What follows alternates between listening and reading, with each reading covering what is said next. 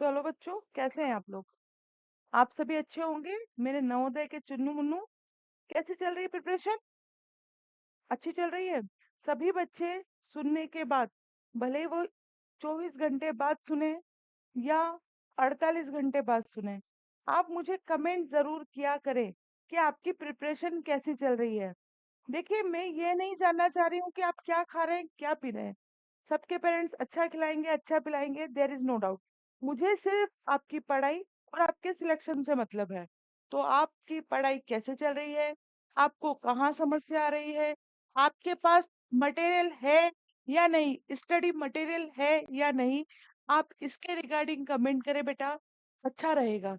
जैसा कि आपको पता है, मेरे एप्लीकेशन पे क्लास चल रही है। एप्लीकेशन का नाम एग्जाम वाला विद योगिता मुखाती है।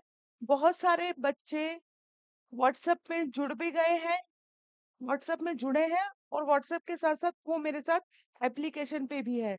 आप उन बच्चों से भी कंसल्ट कर सकते हैं। व्हाट्सएप ग्रुप बनाने का मतलब, मेरा मकसद यह है कि मेरे पास बहुत सारी जगह से फोन आए। जैसे बहुत सारे जम्मू कश्मीर, श्रीनगर, केरला, छत्तीसगढ़, रायपुर, है ना, जो कि छत्तीसगढ़ में ही है, उत्तर प्रदेश, जहां से मेजर आए वो बता रही हूँ, राजस्थान, यहाँ से मेरे पास बहुत कॉल आए। तो मैंने सोचा कि हम सब भारत में जो अनेकता में एकता है, उसको अपन व्हाट्सएप में कनेक्ट कर ले, अच्छा रहेगा।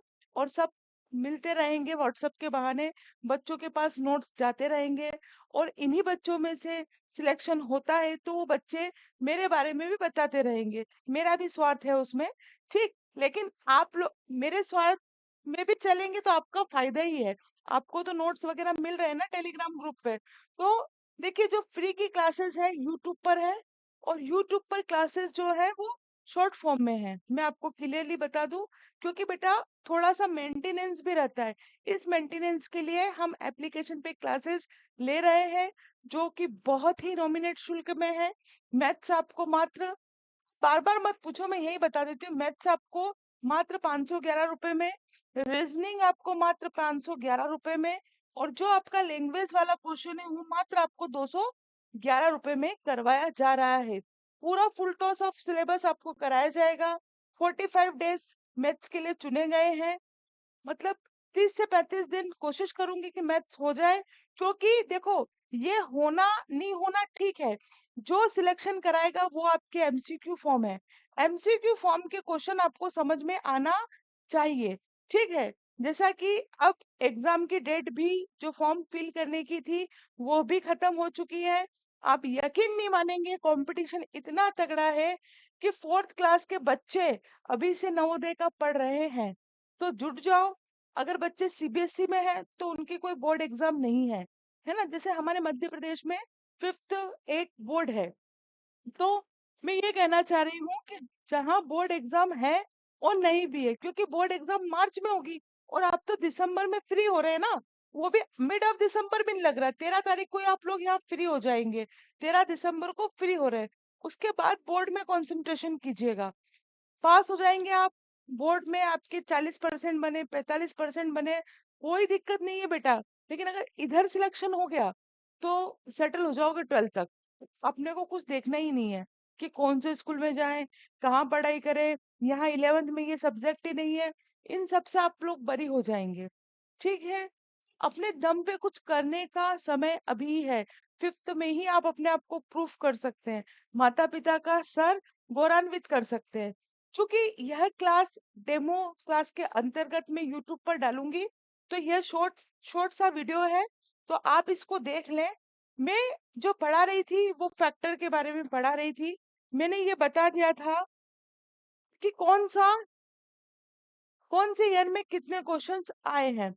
आज हम एप्लीकेशन वाले बच्चों के लिए पहले मैं बता दूं, क्योंकि जो यूट्यूब पर देख रहे हैं, जो व्हाट्सएप ग्रुप में ऐड है, देखो व्हाट्सएप ग्रुप में डेली मेंबर ऐड होंगे।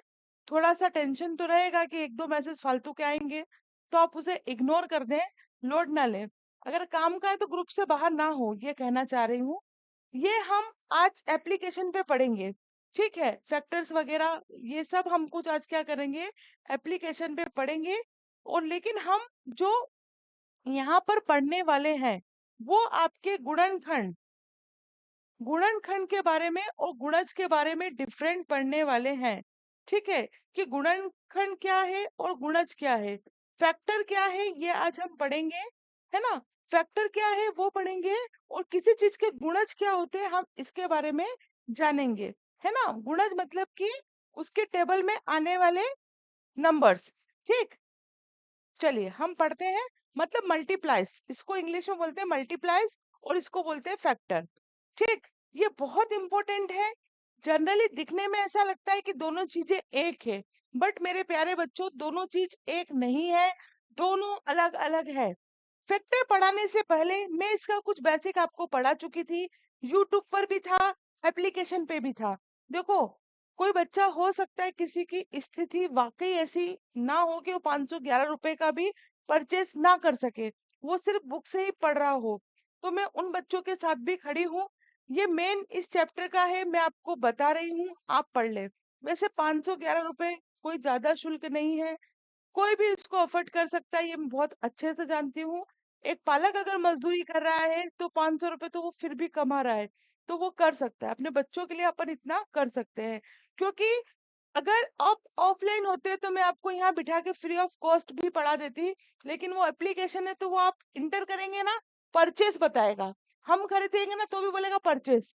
ठीक, चलिए हम पढ़ रहे थे फैक्टर के बारे में, हम पढ़ रहे थे फैक्टर के बारे में, और साथ में एक सेकंड बेटा। हम्म, फैक्टर के बारे में और मल्टीप्लाइज के बारे में, इन दोनों में क्या डिफरेंस है, आज हम इनको जानेंगे।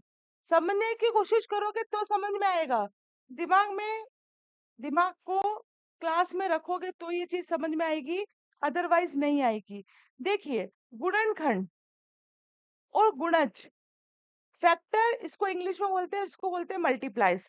इनमें क्या अंतर है, परिभाषा, किसी संख्या को पूर्णतः विभाजित करने वाली संख्याएं, किसी संख्या को पूर्णतः विभाजित करने वाली संख्याएं गुणनखंड फैक्टर कहलाती है। Numbers that divide a number completely, जैसे कि उदाहरण के लिए अगर हम देखें तो 1 2 3 4 ये किसके फैक्टर है, ये 12 के फैक्टर है। 1 2 3 4 6 और 12, ये 12 के फैक्टर है। 1 3 4 6 12 क्यों है, क्योंकि अगर हम इसमें किसी भी नंबर्स को, कोई से भी नंबर को अगर आप ले ले, मान लीजिए आप 2 को लेते हैं, तो 2 से अगर 12 को डिवाइड करेंगे तो ये पूरा पूरा डिवाइड हो जाएगा, नीचे कुछ भी नहीं बचेगा। ठीक है, इसलिए ये क्या है, इसके फैक्टर है। वहीं अगर हम गुणज की बात करें, मल्टीप्लाइज की बात करें, तो क्या होगा, किसी संख्या को किसी पूर्णांक से गुणा करने पर प्राप्त होने वाली संख्याएं। नहीं आया समझ में, मुझे पता है, मैं समझा रही हूँ। Numbers obtained by multiplying a number by an integer। अभी भी नहीं आया, मुझे पता है, लेकिन अब आएगा। देखिए, जैसे 12 के गुणज की हम यहाँ बात कर लें, अगर हम 12 के गुणज की बात कर लें, 12 के मल्टीप्लाइज की अगर हम बात कर लें, तो देखो दोनों में क्या डिफरेंस है, अभी पता आपको चल जाएगा।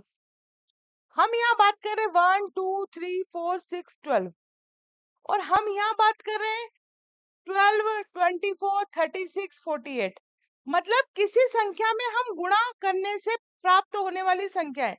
जैसे कि अगर नहीं समझ में आ रहा तो ये समझो कि जो 12 के पहाड़े में आए, अनंत तक जहां तक आए, है ना, वो क्या होंगी, वो होंगे मल्टीप्लाइज होंगे। जैसे कि इनमें आपको एक विशेष डिफरेंस देखने को मिलेगा, है ना। जैसे कितने का दिख रहा है, 12 का दिख रहा है, फिर यहाँ 12 जोड़ेंगे कितना आया 36, फिर 12 जोड़ेंगे तो कितना आएगा 48, फिर 12 जोड़ेंगे, मतलब 12 का डिफरेंस दिखने को आपको मिल रहा है।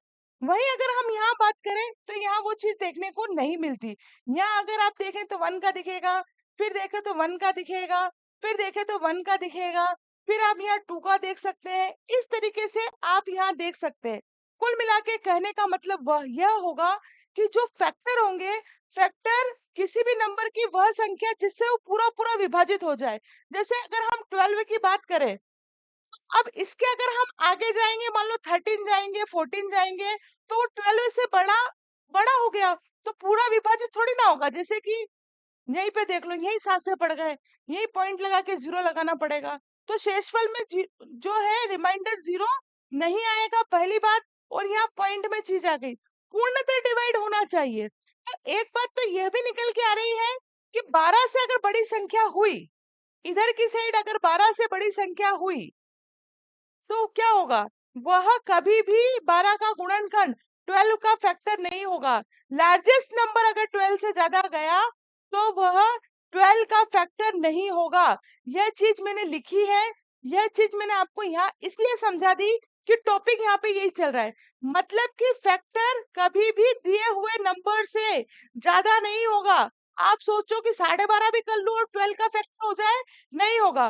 12 का फैक्टर या तो 12 के बराबर होगा या 12 से छोटा होगा। ये दिमाग में रखने योग्य बातें हैं, यह दिमाग में रखने योग्य बातें हैं। कुछ समझाऊं ना समझाऊं, लेकिन ये चीज समझ में नहीं आई तो नहीं आएगा, क्योंकि इसी पर मैथ्स टिका हुआ है। चैप्टर 3 जो है ना, वो इसी पर टिका हुआ है। तो आपको इतनी बात समझ में आ गई होगी, ऐसी मैं उम्मीद करती हूँ। ठीक, अगर हम 12 के मल्टीप्लाइज की बात करें, 12 के गुणज की बात करें, तो 12 का जो गुणज है वो 12 से बड़ा भी हो सकता है, क्योंकि 12 12 जोड़ते हुए हमको लिखना है, 12 की टेबल पूरी बनानी है। तो इसमें एक तो 1 भी नहीं आ सकती, पीछे हम आएंगे नहीं।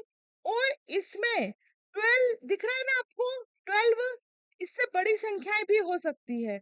मतलब कि जो मल्टीप्लायर्स है वो 12 से, जो दी हुई संख्या है उससे बड़े हो सकते हैं। और यह क्वेश्चन एग्जाम में आया है डिस्क्रिप्टिव फॉर्म में कि क्या दिए हुए गुणज, ऐसा लिखा था, क्या दिए हुए गुणज का जो डिजिट है वो उससे बड़ा हो सकता है। तो अगर आपके फंडे क्लियर होंगे तो आप इसको कर पाएंगे, अदरवाइज किसी हालत में नहीं कर पाएंगे। ठीक है, तो ये आपको पता होना चाहिए। ठीक, अभी भी मुझे लगता है वैसे तो आ गया होगा, और अगर अभी भी समझ में नहीं आया तो हम एमसीक्यू भी करेंगे, वहां आपको समझ में और आ जाएगा अच्छे से। ये आकार मूल संख्या से छोटा या बराबर हो सकता है, जो मैंने अभी आपको ऊपर पढ़ाया वही है ना। मूल संख्या से यहाँ 12 दी हुई है, 12 दी हुई है, तो इससे छोटा या बराबर हो सकता है ना। इससे देख लीजिए 12 से सब छोटे हैं या फिर 12 के बराबर है, लेकिन क्या इससे आगे संख्या है, नहीं है। तो जो आपके फैक्टर्स हैं, फैक्टर्स आर स्मॉलर देन और इक्वल टू ओरिजिनल नंबर। जो आपको ओरिजिनल नंबर दिया हुआ है, जैसे यहाँ पर 12 दिया है, या तो इससे छोटे होंगे या इसके इक्वल होंगे। ठीक इसके विपरीत गुणज मूल संख्या से बड़े या बराबर होते हैं, है ना। दिख ही रहा है सामने आपको, बड़े होंगे या फिर इसके बराबर, ये तो हो गया बराबर, और या फिर ये सब इससे बड़े हो गए। आई बात समझ में? बोला आई? कमेंट करना है सबको, आई कि नहीं, सिर्फ मेरी शक्ल नहीं देखनी है। किसी संख्या के गुणनखंड सीमित होते हैं और किसी संख्या के गुणज अनंत तक होते हैं। ये भी चीज आपको समझ में आ गई होगी। जैसे 12 की अगर हम बात करें तो 12 के जो गुणनखंड है, जो फैक्टर है, वो सीमित दिख रहे हैं आपको, वो सीमित दिख रहे हैं आपको, यहाँ नंबर लिखे हैं। और 12 के जो मल्टीप्लाइज है, ये आप 12 12 जोड़ के अनंत तक ले जाओ, 12 की टेबल कोई 12 टेंजा पे खत्म नहीं हो जाती, आप कहीं तक भी ले जा सकते हैं। आ रही है बात समझ में? मान लीजिए 120 हो गया, तो फिर 12 जोड़ दीजिए, ऐसा करके आप इसको जहां तक इच्छा पड़े वहां तक ले जा सकते हैं। यह इसमें डिफरेंस है। आशा करती हूँ आपको ये चीज समझ में आई होगी। इसके आगे और आप अच्छे से पढ़ना चाह रहे हैं, आप एप्लीकेशन पे आ जाएं। एप्लीकेशन पे बहुत ही दमदार तरीके से तैयारी चल रही है। आशा करती हूँ ये क्लास आपको समझ में आई होगी, और आप लोग नोट्स के लिए भी टेलीग्राम ग्रुप को ज्वाइन कर सकते हैं।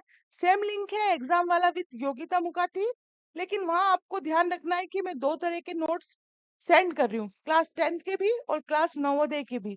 तो जहां मैं नवोदय लिखूं वहां आप उसको चेक कर लीजिएगा। ठीक है, तो नेक्स्ट क्लास नेक्स्ट वीडियो में। ठीक, सिलेबस का कोई ज्यादा शुल्क नहीं है। मेरा पालकगण से निवेदन है, आपके पैसे बिगड़ने नहीं दूंगी। आप बच्चों को सिलेबस दिलाएं जिन्होंने नहीं दिलाया है। ठीक, नेक्स्ट क्लास हम नेक्स्ट वीडियो में देखेंगे। तब तक के लिए जय हिंद, जय Bharat. Thank you very much.